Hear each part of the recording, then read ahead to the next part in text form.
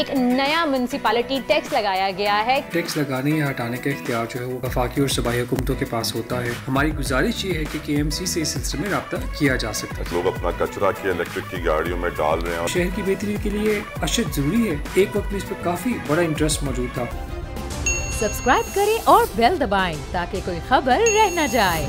पहले ये बताइएगा कि के इलेक्ट्रिक के बिजली के बिलों में टैक्सों का इजाफा हो रहा है। अभी हाल ही के MUCT ही में नाम से एक नया म्युनिसिपैलिटी टैक्स लगाया गया है। क्या कहेंगे इसके बारे में आप?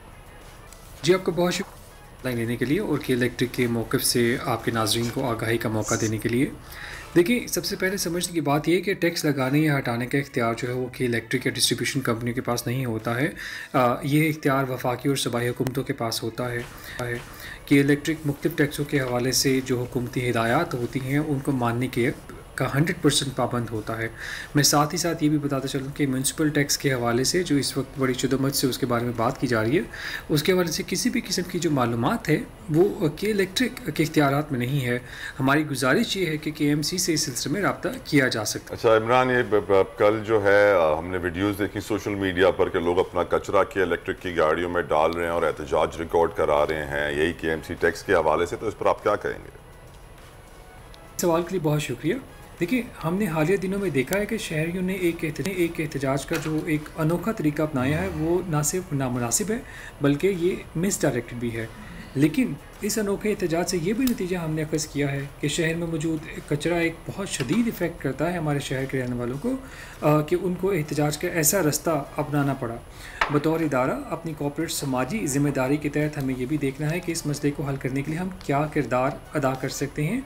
मैं आपको ये भी बताता चलूँ कि बतौर शहर कराची के रिहायशी इस वक्त हम जिन माहौलियाती तब्दीलियों से निपट रहे हैं, जैसे कि इसमें वाटर लॉगिंग और वाटर क्लॉगिंग यानी पानी के बहाव में रुकावट जैसे अनगिनत बहुत सारे मसाइल हैं वो कचरे से ही जुड़े हुए हैं।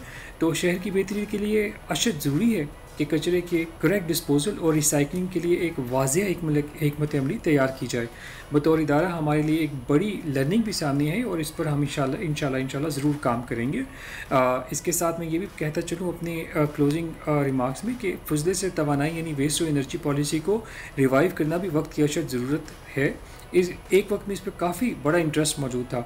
ये तमाम के तमाम इक़दाम का मकसद कचरे को अपने मंतकी अंजाम तक पहुँचाया जाना है, जिस पर हम इंशाल्लाह काम कर रहे हैं और काम मज़ीद इस पर करेंगे। मैं हूँ इमरान रियाज खान। अब आप मुझे देख पाएंगे सिर्फ बोल न्यूज़। इमरान रियाज खान साहब जो हैं वो बोल फैमिली का हिस्सा बन गए हैं। बड़े अरसे बाद किसी चैनल ने हौसला किया है, तो मुझे ऐसा लगता था कि हमें बोलने की इजाजत नहीं मिलेगी, लेकिन बोल ने डिसाइड किया कि बोलने की इजाजत वो लेकर देंगे। मुझे बोल की एक चीज बहुत अच्छी लगी कि बोल ने कैटेगोरिकली कहा कि जो करना है करो, हमने अपना कोई बंदा नहीं निकालना।